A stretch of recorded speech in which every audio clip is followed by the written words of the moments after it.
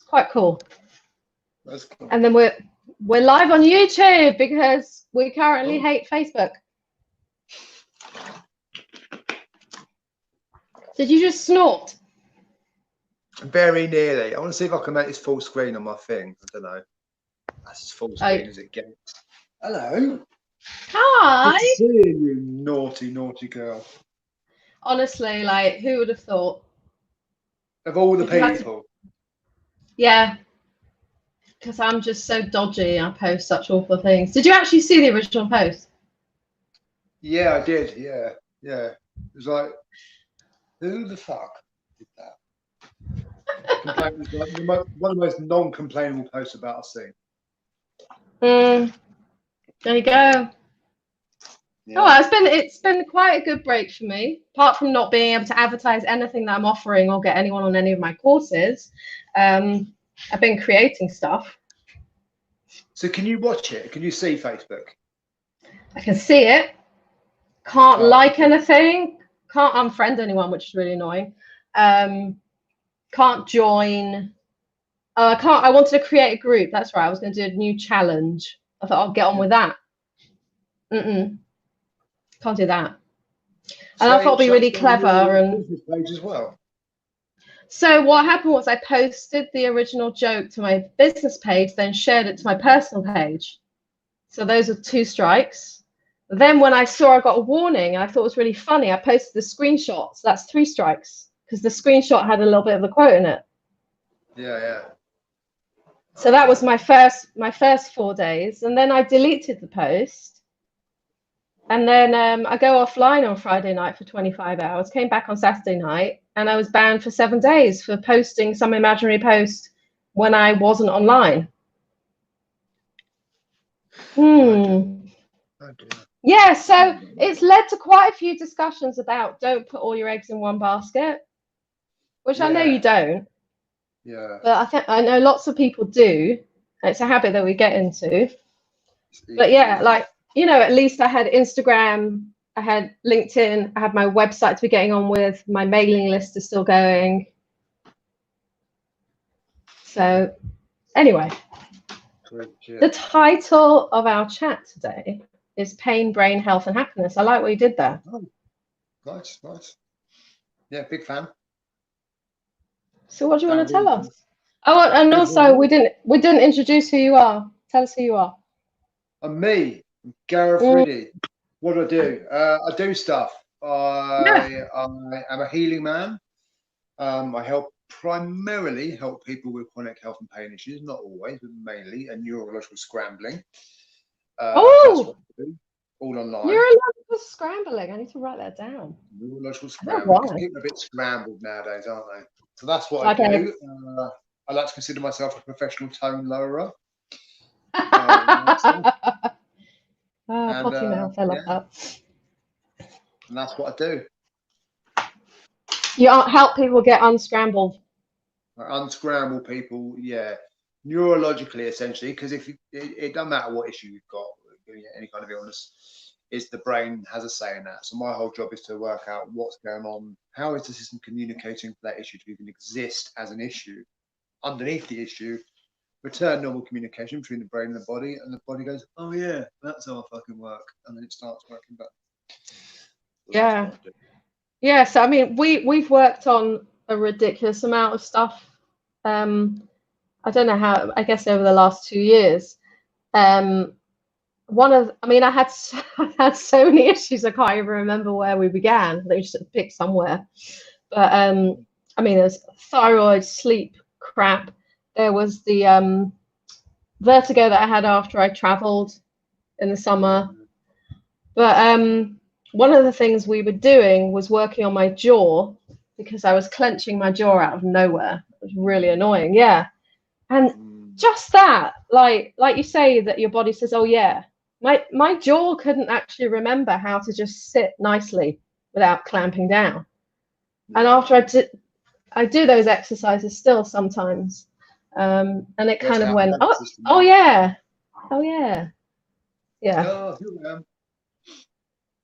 Yeah. So what else? We're here for a while. So tell me why you picked that. Why did you pick that title? Are we going through all of them? I didn't even know I had picked that title. I completely forgot I did it. That's funny. Well, I guess I would have done it because they're important things, you know. What was the title? Something about happiness, pain, Pain brain, which rhymes. Pain, brain, health and happiness, which both begin with an H. Yeah, that was pretty poetic. How did I do that? I don't remember doing that. Yeah, so because I work with pain primarily, and I'm a brain-based practitioner, the neurology, so that's why I thought I'd go with it, you know, because everything comes from the brain, essentially. The brain is the governing kind of body of the body. And yes. Health and happiness are all tied into that, you know. Nothing is random in life. We're all tied into one. What do you mean nothing is random? So I mean, our life is all based on feedback, isn't it? You know, we're not randomly ill. We don't randomly have an illness. The brain doesn't go, I'm bored, I'll create cancer. Do you know what I mean? It's responding to stuff, to how we live our lives, to our experiences, to, you know, things like past traumas can be very, very big in how our body then operates moving forward. And everything is it's an input, output, and communication basis, you know. But we tend to live our lives like it's random, but it's really not. So let's talk about this healing cancer business, because when you spoke at Shari's event, God, it wasn't last year, was it? It was more than that. Was it 2 years ago? Or maybe it was last year. It was April Fool's Day last year. Was it April Fool's Day? Can you imagine that? It was April. I'm trying to remember if it was last year. I think it was a year.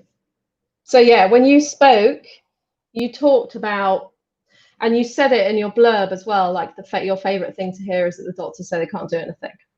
Yeah. So there was a woman there who you'd healed. Don't remember her name. I want to hear that story. Mariella. What's her name? Mariella. Mariella. Yeah. So that was. It was an accident that I kind of ran with. So back when I first discovered that I could do what I do online, you know, help people get out of pain and stuff, I was like, ooh, can I actually do this shit? Is this going to work? Because it was all face-to-face stuff, you know, they're like touching people and shit. And are we going to have to clarify that? What? What do you mean? Yeah, right. So when I'm doing the process, it's all based on specific nerve stimulations, brain drills, maybe some direct tissue work, whatever it is to clear up any communication is how it kind of operates. It's essentially a touch-based therapy. But because I work primarily online, I make the person do it. Whereas before, it was all the person had to be in front of me. And then for a lot of pissing about and curiosity, I discovered, ooh, I can get working online. So I did. And it was this person was one of the ones that came to me. So I put a thing on Facebook, and it would have been a few years ago now. I want 5 people to see if I can get them out of pain. Just, you know, I'll give 2 sessions each. I just want to see if it works. So I put it on Facebook, and then all these people came to me, and she was one of them. And she came through somebody else, and they said, "Look, I've got somebody. You know, she's really ill. She's got cancer and stuff. Do you want to see if you can help?" And I was like, "Yeah, fuck it, I'll give it a go. Why not? We'll try it." So I did, and then gave it a couple of sessions, and it got her out of pain. And I was like, "Ooh, that's pretty interesting." And she had she'd been basically given 6 months to live, had it in 3 places. You know, she couldn't have any treatment. She wasn't having anything else going on. And you know, I had a bit of a moral dilemma. I was like, shit, what do I do? Do I just, you know, because I knew that she didn't have money. Also, I wasn't sure that I'd be comfortable charging her anyway. And having watched my mum die of it, I was like, am I willing to sit there with this person all the way to the end? And I was like, fuck. And it wasn't really a choice, if I'm honest. You know, I like to think it was a choice, but it wasn't a choice. I couldn't walk away. So I messaged her, said, look, you've got me. I'm here to the end. Let's just, you know, make this as easy as possible for you, essentially. She was like, cool. And then we just cracked on, and I saw her like most days for a period, just like hammered away, and she started getting better, you know, and you know, her personality changed. She came out of herself much more. She wasn't so guarded, no pain, and doctors were confirming that stuff was shrinking. We were like, ooh, let's just fucking crack on. So we did. And yeah, she's still here now. 3 years later. I have so many questions. How did her doctors explain that away? Because they wouldn't have said it was you. No, I don't think she even told him, to be honest. Oh. Yeah, they was like, yeah, it's gone type thing. They didn't really say much about it because they use. I'm not saying they're used to it, but they do push stuff aside. Do you know what I mean? Oh yeah, it's randomly healed. Oh, well done. Do you know what I mean? Yeah. That was just basically it. But they weren't really interested in her because she couldn't have treatment. So for her, it was just a case of she'd go when she was feeding fucked, when she needed pain, basically. So they weren't Right. going to spend any money on her.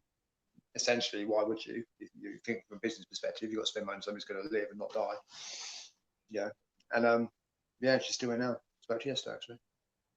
So yeah, that was really, really cool. Happy accident.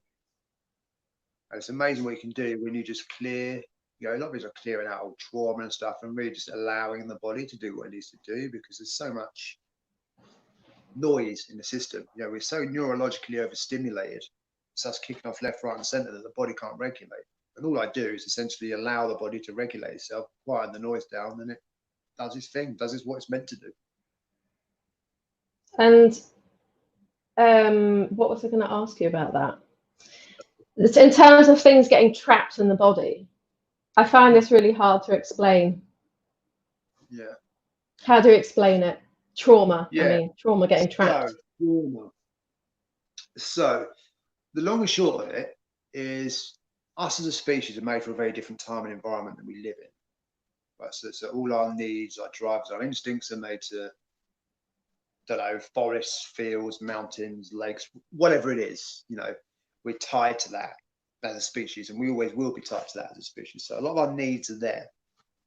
But the world we live in now is much, much faster paced. We're getting loads of what we don't need and not enough of what we do need.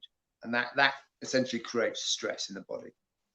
Now, when the body is stressed, so all organisms go through this process, doesn't matter whether it's like an amoeba, a tree, a fucking panda, or a lettuce. I love how your brain works. It's either in Panda or lettuce. Yeah, well, everything's legit, isn't it? It's either in a period of growth or defense, essentially. And when it's in growth, right, it's taken in from the environment, feeding itself, growing, replenishing, repairing, however it does, depending on what it is. And when it's in a period of defense, threat, all those resources that are available for growth are no longer there. They then get diverted into doing threat stuff, defense stuff, right? So in us, that means all those resources available for growth would be in our digestive system, in our immune function, up here in the big part of the brain where our executive functions are, so logic, creativity, reasoning, short-term memory, all that type of stuff is all up here. All that gets diverted away from, in us as human beings, to do defense stuff. So it goes into the muscles, essentially, because you might have to fight, run away, climb a tree, who knows what we're going to do. Right? Now, no animal, be it a lettuce or a panda or us, is designed for long periods of defense. It's designed for short periods of defense, acute defense, and long periods of growth and recovery and repair. Yes. Now, us in the modern world, we live in constant defense, pretty much on some level. So all of those resources are shuttled away, which means that we don't regulate properly. It's a lot, and that's pretty much the root of everything, right? And I completely went off topic there, but kind of not. So trauma trapping in the body. Trauma. So what happens is when we have a trauma, wherever we're isolated, traumatized in whatever way, and loads of animals have this mechanism, I guess, is the body will go through certain changes based on that trauma. So different traumas will do different things, essentially. And what that means is that it A, helps the animal survive it, and B, helps the animal recover from it. And two of the things that happen here are elevated cortisol, so the stress hormone, because in a traumatic threat, you need that, you know, because it helps you get away, it helps mobilize fuel, ramps blood pressure up, and all that stuff to fight, right? But also inflammation is big as well. So inflammation is really, really important in healing. It's part of the healing process. But so what would happen is all these things would happen, the program would happen, and then we would go back to normal because we've been in our normal environment, we're not overly stressed, we're not neurologically overstimulated, we're getting what we actually need, we're moving around, all that type of stuff. But because we don't live in that environment, something can become triggered, and then it keeps running and running and running because we're not moving it through the system. We're not getting the resources we need to deal with it, and we're not really switching the nervous system off enough back into that regulatory state. So that's really how something that happened years ago, even though the brain's completely forgotten about it, the body can still be running its pattern in its program. And that's really what's at the root of most chronic illnesses. In my opinion. Yeah. Well, I mean, there's plenty of things that I don't understand, even though you could explain to me over and over. But one of the things that I think anyone watching this will have a hard time understanding is how it works over Zoom. For example, we were working together, let's just say it was last year because I can't remember. And who knows what we were working on, but when I was going through a period of detox from benzodiazepines, I had so many symptoms when I first spoke to you, and then new ones kept popping up. We had the good old brain zaps, burning sensation in my tongue, ringing in the ears. But I think one of the things we did was you were looking for parts of the, like, places where there had been trauma, for want of a better word. Can't think of the word that you used. And you asked me, do you have a scar on your ankle? Yes. I can't explain that to anyone, because yes, I do. And you weren't looking at my ankle because this is what you were looking at, and you've never seen my ankle.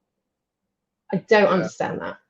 I've tried to explain this to my dad, and I'm going to send him the link to this because he's been helping me with my treatments, but he'll be very interested to hear your explanation. Yeah, so the body never lies, essentially. The body will tell you everything you need to know in a kind of a yes-no basis, you know. My body will tell you through a screen. Yeah, there's my body will feel your body, I guess, is the long and short of it, if you want to get all woo about it. But it never lies. There's always stuff going on, like, you know, like lie detector tests. You have a lie detector test, and that reads the body's responses to a lie. It's dissonance within the system. There's a response, whether that be pupils dilating, you know, whether it be like changes in the skin, sweat rate, whatever it is. When you ask a question, there's a response somewhere along the line. The body changes. So okay, I can understand with the lie detector there's a response, but what response is there to tell you, oh, she's got a scar on her ankle? How does that sound or look or feel? It's simply a yes, no. You just ask a question until you get the response. What's the yes, no? Just the word yes in your head? So in my head, I'd be asking and looking for a response. Yeah. Is it here? Yes, no, yes, no, yes, no. And then the response says, oh, there we go. Okay, cool. Right, so there it is. Is it there? And you go, no. Oh, hang on, yeah. Ooh, a bit fucking weird. Yeah. I was like, no, I don't have a scar on my ankle. Oh, that one. Yeah. Oh, yeah. Yeah. Yeah. That's a burn mark. Yeah. Yeah, it's interesting stuff. You know, I guess, I think a lot of it is to do with light as well. I think. Light. Yeah, so as we give off light, we pick up light as well, you know. So for me to pick stuff up from you, there's like a light emission, I guess, a hidden light emission that my body picks up and stuff. You are really, I'm losing signal on you. Oh no, man! You're going all blurry and pixelated. I'm literally like, I can't even show you, like on top of, where's my router? There. My router is like next to me. I'm turning it the wrong way. I'm next to it. Oh, well, I don't know what's going on. Maybe it's me. I'm using my phone signal. No, it's me. It's actually me with every single call I've had lately. But you're the only. You're the only person that's told me that I'm pixelated. Everyone else has just kind of been too polite. And then I'll be like, oh, why didn't they tell me? Not that I can do anything about it. Like, I can touch it. I can actually touch the router from where I'm sitting. I believe you. Yeah. I have to overhaul the whole connection. Now, talking about sitting in a place full of gadgets, is that worse? Oh Worse than what? God. The pixelation. It's kind of sporadic, you know. I look all right, so YouTube, Yeah, you're welcome.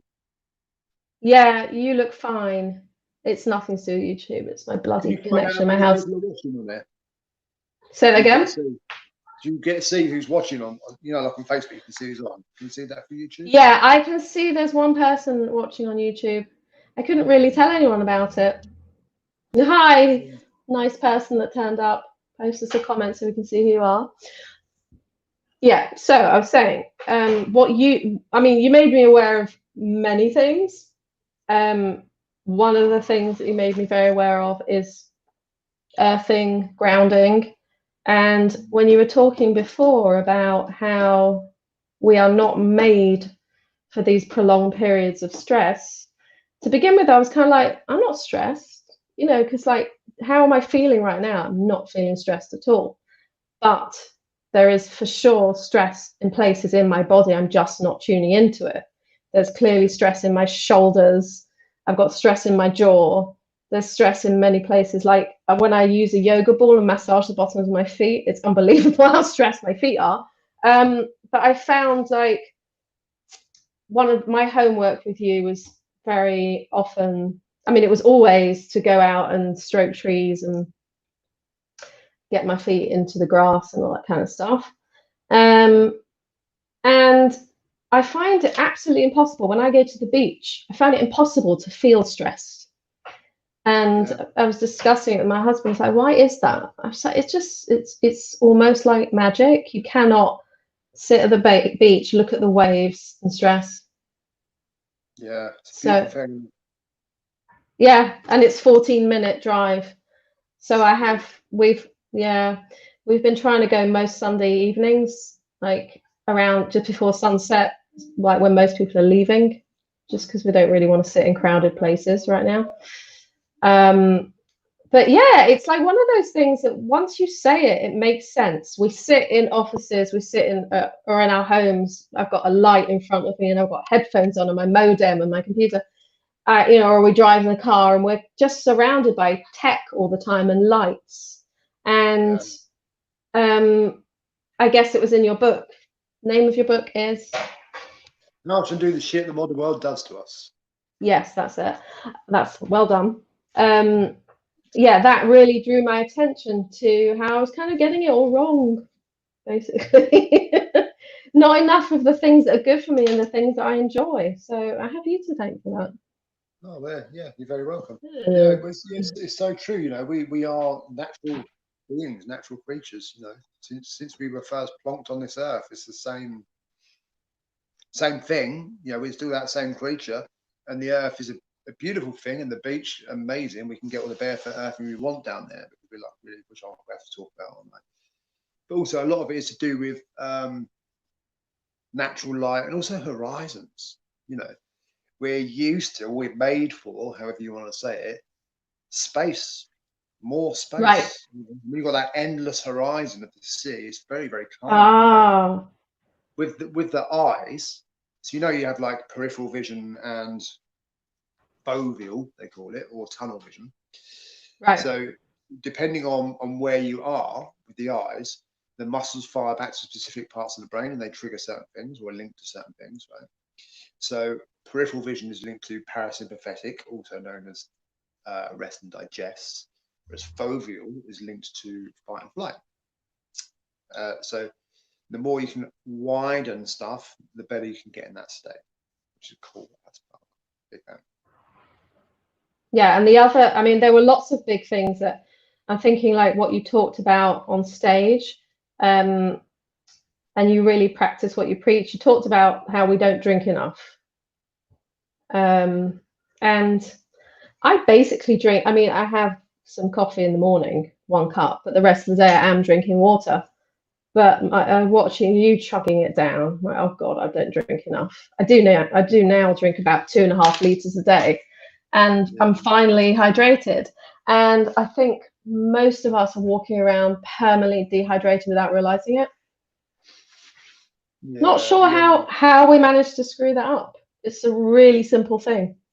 It really is. It really is. And Going back to what I say on stage, you'll never know what I say on stage, to be honest. If there's rough points I hit, then anything else is anybody's business. You went through mnemonics, I remember, and that's why you spelt something. Was it something rude? I can't remember. Yeah, I planned it once and it just went to shit. I was like, okay, we'll go with that. What were we saying? Hydration. Yeah, the big thing with hydration is, we totally don't drink enough. That is an absolute fact. But the water quality is very different, and the world we live in is very dehydrating by default. You know, I think stress is pretty dehydrating in terms of how your body uses water. But also, you know, we have our diet shit, much more inflammatory type foods. You know, we're surrounded by non-native electromagnetic fields, which are quite dehydrating on a cellular level. So, you know, Wi-Fi, radio frequencies, all that type of stuff. So my Wi-Fi is dehydrating me, as well as not working. It's also taking water away from me.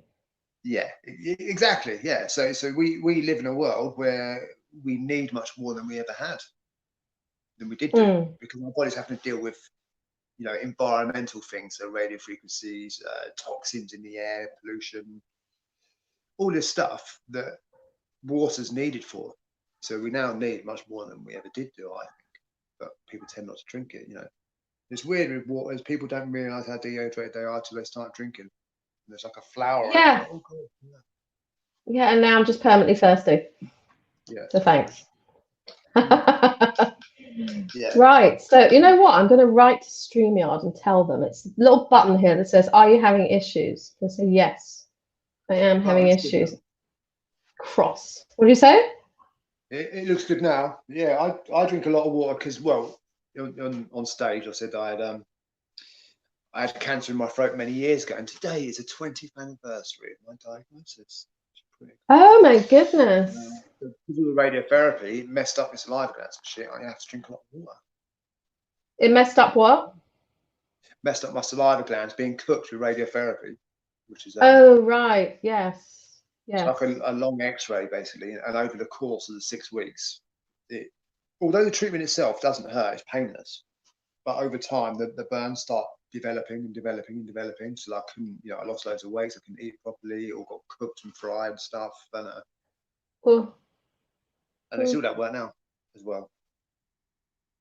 There you go. So you don't have much. Yeah. So you don't have saliva like coming in like normal, or how does that work? No, I can't remember what it was like. It was 20 years ago when I had good saliva. You can't gob on anyone. Not without a bit of effort. You know, they've got to be patient. Can you wait before I spit in you? It used to be really bad. Like when I first had it, I used to have this synthetic stuff. It's like a spray, orange flavored gob, basically. Oh, that's brilliant. Orange flavored gob. Considerably better, but I'm pretty sure it's not what it was 20 years ago. Naughty, naughty. How old are you? Are we allowed to say? 44. Right. I've been saying I was 44 until a friend pointed out a few weeks ago. She's like, "You're 45." What? I'm not. I was like, "I'm born in December 74." She was like, "Yeah, and what year is it now?" I'm like, "Wait, crap, shit." So yeah, I'm a year older than I thought I was. Yeah. Time flies when you're forgetting the years. Yeah, I just think we're all ignoring 2020 kind of. So I was like still in 2019.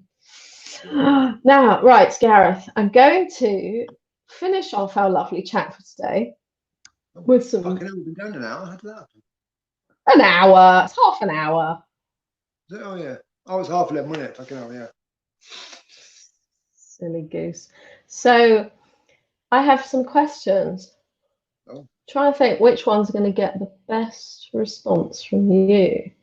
What is a motto that you live by? What is a motto that I live by? My motto is the body never lies. So my motto: live by the heart. I'm a very, very heart-centered dude, and obsessively I follow it even when it fucking hurts, because it can't lie. You know, not like the brain, because the brain layers everything and when you learn to ask the heart, you communicate with the two, life becomes kind of quite different. When you're speaking through the brain, you have to filter stuff through your beliefs, through your experiences, your biases, all that stuff has to get through before you even get a yes or no. There's a heart side. You got a lovely nickname for the brain. Shit stirring dickhead. Yeah. Yeah. It sits in my head, that phrase. It's a good one to remember. It's a good one to remember. Yeah. Now, all right, let's go for this one. What is the best thing that you ever bought? Best thing that I ever bought. Does it have to be an object? Guess not. Yeah, because educational stuff. There's some pretty cool things I bought. Oh, you're such a swot. Yeah. I've got a pretty good yo-yo. I bought that. Yeah. Best things I bought is probably stuff that I've learned. All right. Okay, swat. Because I don't really do stuff. No. No. Other than yo-yos. And cat t-shirts.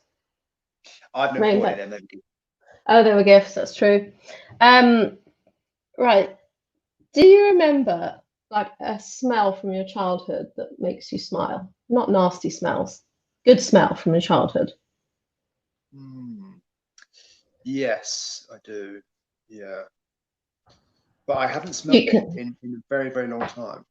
I don't even know if it still exists. So the smell that always makes me smile is a smell that I can think of now, which makes me smile a little bit, but I don't even know if it exists, but like dino eggs. But like popping candy. What, the one that you put on your tongue? Yeah, the old Fizzwiz stuff. Yeah, I love smelling. Oh, they sell a chocolate here. I wish I could send it to you. It would melt. And you bite into it and it's got popping candy inside it. Yeah, we do have that here somewhere. Oh, really? Chocolate? Chocolate with popping candy in? Oh, well. Yeah. That's a good one. Yeah. Right, so tell the people where they can find you online. On the internet. Is there only one Gareth Riddy? Like this, unless you're like a posh one. I'm one of them. Well, actually, I'm one of them. I don't really use. Did you used to have a BlackBerry? People that have BlackBerries do this. I had one. Did. Yeah. Like, I don't do anything on my computer. I do it all like this. I hate using my computer. I feel like a grown-up. So everything gets written like this most of the time.